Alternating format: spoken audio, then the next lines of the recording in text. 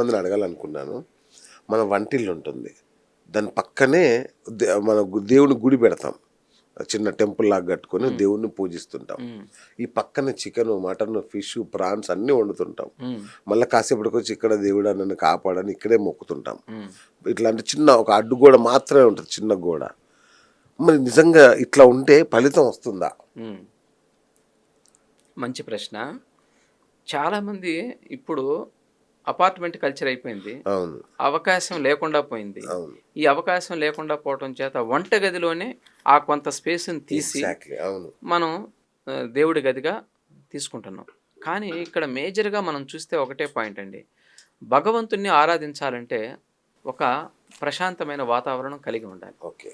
అది వంటగది పక్కనే ఉంటే నాకు తెలిసి మనం ప్రశాంతంగా కొన్ని పనులు చేయలేం. అంతే కదా కదా. పూజలు చేయాలన్నా కూడా, ఏది చేయాలన్నా కూడా అక్కడ కొన్ని శబ్దాలు వస్తున్నాయి, సౌండ్లు వస్తున్నాయి. ప్రతి నిమిషం డిస్ట్రాక్ట్ అయిపోతాం ఆటోమేటిక్గా. కాబట్టి మీకు పూజ యందు నిష్ట కుదరదు. అవును.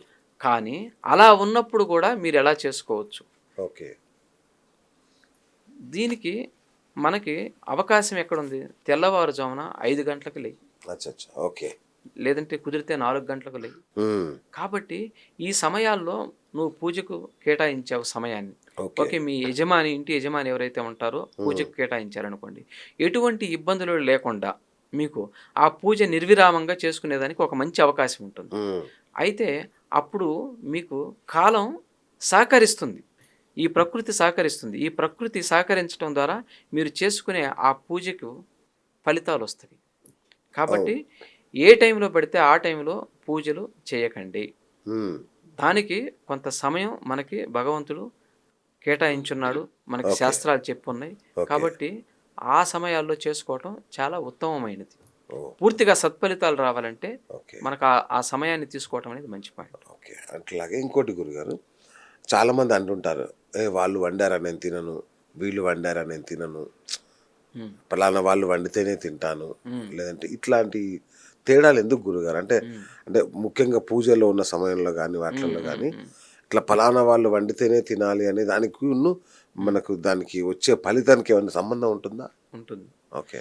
ఎలా ఉంటుంది అంటే, మనం పూర్వం మనకి బ్రాహ్మణులు, మనకి శాస్త్రం తెలిసిన వాళ్ళు చెప్పేది ఏ విధంగా చెప్పారంటే, మడిగట్టుకొని వంట చేయమంటున్నారు.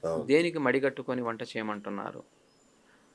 కేవలం నీలో ఉన్న కామ, క్రోధ, మదమాచర్య, లోభ, అహంకారాలు, సత్వగుణము, రజోగుణము, తమోగుణం అనే గుణాలు ఎప్పుడు నిరంతరం నిన్ను ఎరుకలో లేకుండా మనసుని ఆయుధంగా చేసుకొని రకరకాలుగా ప్రవర్తిస్తూ ఉంటాయి. ఓకే. ఓకే. కాబట్టి వంట చేసేటప్పుడు నియమనిష్టలతో మనం చేయాలి.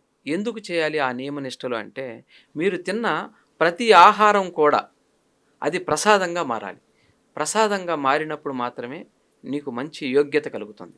కాబట్టి ఏంటంటే, అనేక రకాల ఆలోచనలతోటి కొంతమంది వంట చేస్తుంటారు.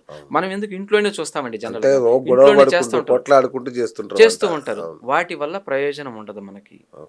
కాబట్టి మీరు ఏ విధంగా అయితే అరుస్తూ ఒక వంటను మొదలుపెట్టారు, లేదు పిల్లవాడిని తిడుతూ ఒక వంటను మొదలుపెట్టారు, ఇట్లా అనేక రకాలుగా మన యొక్క మానసిక స్థితి అనేక రకాలుగా కంపించిపోతూ ఉంటుంది. అసలు మీరన్న సత్వ తమో రజోగుణాలన్నీ వంట రూమ్ నుంచే వినబడుతుంటాయి. గిన్నెల శబ్దాలు, అరుపులు, కేకలు, ఫోన్లు అన్ని వంట రూమ్ లోనే. ఆ సమయానికి వీళ్ళ ఆలోచన తీరు ఏదైతే ఉంటుందో, ఓకే, వీళ్ళ యొక్క పరిస్థితులు ఏ విధంగా అయితే ఉంటాయో అవన్నీ కూడా ఆ వంటలోకి వెళ్ళిపోతుంటాయి ఆటోమేటిక్. అంతే కదా. ఇప్పుడు ఒకరు దీవిస్తే మంచిగా ఉండండి అని, ఆయుర ఆరోగ్యాలతో ఉండండి, ఒక దీవెని ఎందుకు ఫలిస్తుంది మనకి? మనిషిలో కొంత శక్తి ఉంది. కాబట్టి నువ్వు వంట చేసేటప్పుడు కూడా ఏదో నీకు తెలిసిన ఒక చిన్న మంత్రం, ఓం నమో నారాయణాయ, ఓం నమ శివాయ, ఇట్లా చేసుకుంటూ సాత్వికంగా నీ ఆలోచనలు కలిగి నువ్వు వంట చేస్తే అది ప్రసాదంగా ఉంటుంది. కాబట్టి ఆ వంట తిన్న వాళ్ళకి అనేక రకాలుగా ఆరోగ్యం కూడా బాగుంటుంది. అట్లాగే ఇప్పుడు మీరు చెప్పిన ఈ సత్వ తమో రజో గుణాలు ఏవైతే ఉన్నాయో వీటి ప్రభావం మన జాతకం మీద ఉంటుందా గురుగారు? 100% ఉంటుంది. అవునా? ఎందుకు ఉంటుంది మన జాతకం మీద అంటే, మీరు ఒక లగ్నాన్ని పరిశీలిస్తే మనం, ఓకే, ఒకరు కుజుడు యొక్క లగ్నంలో పుట్టారు, ఒకరు శని యొక్క లగ్నంలో పుట్టారు, ఒకరు గురువు యొక్క లగ్నంలో పుట్టారంటారు. ఎందుకు ఇన్నేసి లగ్నాల్లో పుడుతున్నారంటే పూర్వజన్మలో ఆచరించిన కర్మల ద్వారా ఈ ఓకే. ఈ కర్మల ఫలితంగా ఓకే. ఈ జన్మ తీసుకుంటూ ఉంటాడు మనిషి. ఈ జన్మ తీసుకుంటున్నప్పుడు ఉగ్రాంశలో పుట్టాడు అనుకోండి, అగ్నితత్వ రాశిలో పుట్టాడు, వాడి యొక్క స్వభావం అగ్నితత్వంగా ఉంటుందన్నమాట. కుజుడు యొక్క లగ్నంలో పుట్టాడు, దేశానికి రక్షణ వహించే స్థితిగతుల్లో కుజుడు ఉంటున్నాడు. ఓకే. కాబట్టి కుజుడు యొక్క మనం లగ్నాన్ని తీసుకుంటే, అతని యొక్క లక్షణాలను తీసుకుంటే, మనం ఈ చార్ట్లో ఈ జాతకంలో అతనికి సైన్యాధ్యక్షుడి యొక్క పదవిని ఇవ్వచ్చు, రక్షణ బాధ్యత ఇవ్వచ్చు. కాబట్టి అటువంటి అంశాలలో పుట్టిన వాళ్ళు తప్పకుండా ఈ సత్వగుణం, రజోగుణం, తమోగుణం వీటికి కారణమవుతుంది. ఎక్కువగా కొంతమంది వీరత్వం కలిగి ఉంటారు. అవును. వాళ్ళు తినే ఫుడ్డును బట్టి, వాళ్ళు పుట్టిన లగ్నాలను బట్టి చాలామందికి నాన్ వెజ్ అంటే ఇష్టంగా ఉంటుంది. అవును. పైగా ఈ శత్రువులతో పోరాడాలన్నా, అవును. సైన్యంలో పనిచేయాలన్నా అవును. అవి కంపల్సరిగా మనకు వర్తిస్తున్నాయి. ఓకే. కాబట్టి ఏంటంటే ఈ గుణాలు కొంతమందికి అధికంగా ఉంటుంది, చాలా మందిలో సత్వగుణం చాలా తక్కువగా ఉంటుంది. ఓకే. వాళ్ళు కొందరు మన దేశానికి రక్షణ వహించేదానికి కావచ్చు, ఇంటికి రక్షణ వహించేదానికి కావచ్చు, గ్రామానికి రక్షణ వహించేదానికి కావచ్చు, ఇలాంటి విశేషాల్లో వాళ్ళు జన్మ తీసుకుంటున్నారు. కాబట్టి అవి మూడు మన మీద ఎప్పుడూ పనిచేస్తుంటాయి. సూపర్. అట్లాగే గురుగారు, మామూలుగా మనకు కొన్ని పరిహారాల రూపంలోనూ చాలామంది జ్యోతిష్యులు చెప్తుంటారు, మీరు స్వయంభూ క్షేత్రాలకు వెళ్ళండి, తీర్థయాదులకు వెళ్ళి రండి, పలానా దేవుడు పలానా అక్కడెక్కడో ఉన్న ఆలయానికి వెళ్ళి వస్తేనే నీకు యోగిస్తుంది, ఫలితం ఇస్తుంది, ఇట్లా చెప్తుంటారు కదా. ఎందుకలా? అది అట్లా చేస్తే దేవుడు అన్ని చోట్ల ఉన్నాడు, మన వంటగది పక్కనే ఉన్నాడు, మన ఊర్లో శివాలయంలో విష్ణువాలయంలో ఉన్నారు, అయినా అక్కడికి ఎందుకు వెళ్ళాలి? ఓకే, మంచి ప్రశ్న. ఎందుకు అంటే మన జాతకంలో కొంత తీయలేని ప్రారంధాలు గ్రహాలు మనకి ఇస్తూ ఉంటాయి. ఓకే. చాలా ఇబ్బందులకు గురవుతూ ఉంటాం గ్రహ దశలు నడుస్తున్నప్పుడు. ఈ గ్రహ దశల్లో కూడా ఎలా ఉంటాయంటే, ఒకసారి లగ్నానికి వ్యయాధిపతి దశ అని, అష్టమాధిపతి దశ అని, షష్టమాధిపతి దశ అని, తృతీయాధిపతి దశ అని నడుస్తూ ఉంటాయి. ఈ దశల్లో ఏంటంటే అవి శుభకరమైన దశలు కాదు అంటారు జ్యోతిష శాస్త్రం.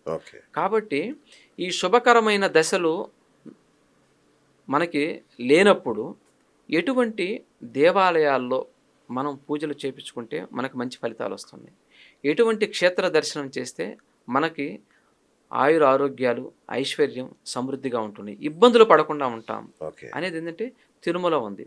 తిరుమల ఇప్పుడు కలియుగ దైవం ఆయన, మనకి సర్వ పాపాలను హరించగలిగే శక్తి కలియుగ దైవానికి ఉంది. కాబట్టి మనకి నిరంతరము కలియుగ దైవాన్ని మనము దర్శనం చేసుకోవటం అనేది చాలా చాలా ఇంపార్టెంట్. అయితే మనము ఒక పని అవసరం అనుకోండి, పని అవసరం అయితే అన్నీ ఒకరిని అడిగి చేయించుకోలేం కదా. ఓకే, కొందరు అంతే కదా. ఇప్పుడు కొన్ని పనులు మీరు చేయొచ్చు, కొన్ని పనులు నేను చేయొచ్చు, కొన్ని పనులు ఒక అధికారి చేస్తాడు. అట్లాగే ఈ అధికారాలు కలిగి ఎవరైతే ఉన్నారో వాళ్ళ దగ్గరికి వెళ్తేనే కొన్ని పనులు అవుతున్నాయి. కాబట్టి విశేషమైన క్షేత్రాలు, ఇప్పుడు మనకి శ్రీశైలం క్షేత్రం ఉంది, ఒక ప్రత్యేకమైన పవర్ కలిగిన క్షేత్రం. కాశీ ఉంది, కొంత ప్రత్యేకమైన పవర్ కలిగిన, భగవంతుడే సాక్షాత్తుగా ఈ భూమి మీద అడుగుపెట్టిన ప్రదేశాలు. కాబట్టి అడుగుపెట్టిన ప్రదేశాలు కాబట్టి వాళ్ళకి మన యొక్క ప్రారంధపు కర్మని తీసే శక్తి ఎక్కువ కలిగి ఉంటారు. ఆ క్షేత్రాల్లో ఎక్కువ శక్తి నిక్షిప్తమై ఉంటుంది. కాబట్టి ఈ క్షేత్రాల్లో శక్తి ఎక్కువ నిక్షిప్తమై ఉంటుంది కాబట్టి ప్రారంధపు కర్మను తగ్గించుకునేదానికి మనకు అవకాశం ఉంటుంది. అందుకే తీర్థయాత్రలు మనల్ని చేయమంటారు, ఎన్నో నదుల్లో స్నానం చేయమంటారు, ఎన్నో తీర్థాల్లో తలస్నానం చేయమంటారు. అలాగే తిరుమలలో కొన్ని తీర్థాలు ఉన్నాయి, తుంబుర తీర్థం అంటారు, ఆకాశగంగ అంటారు, కపిల తీర్థం అంటారు. ప్రతి ఒక్క తీర్థానికి కొన్ని విశేషమైన లక్షణాలు ఉంటాయి. కాబట్టి ఆ విశేషమైన లక్షణాలు ఉన్నప్పుడు మనం వాటిల్లో స్నానం ఆచరించినప్పుడు మన కర్మలు కొన్ని క్షయమైపోతుంటాయి. మనకు జరగాల్సిన నష్టాలు, కష్టాలు ఇవేవైతే ఉంటే తప్పించుకునేదానికి అవకాశం ఉంది. దాన్ని మనం జ్యోతిష్యం చూపించుకొని పరిశీలన చేసి ఏ విధంగా ఏ దశలు నడుస్తున్నాయి మనకి, ఇప్పుడు మనం ఏం చేస్తే మనం బయటపడతాం, ఈ కష్టం నుండి ఏ విధంగా బయటపడవచ్చు, ఇది కూడా వాళ్ళ జాతకంలో రికార్డెడే. ప్రతి ఒక్కరికి అవకాశం ఉండి రాలేరండి, కొంతమంది మాత్రమే చూపించుకోగలరు. చూపించుకొని దాని నుండి తప్పించుకునేదానికి అవకాశం ఉంటుంది.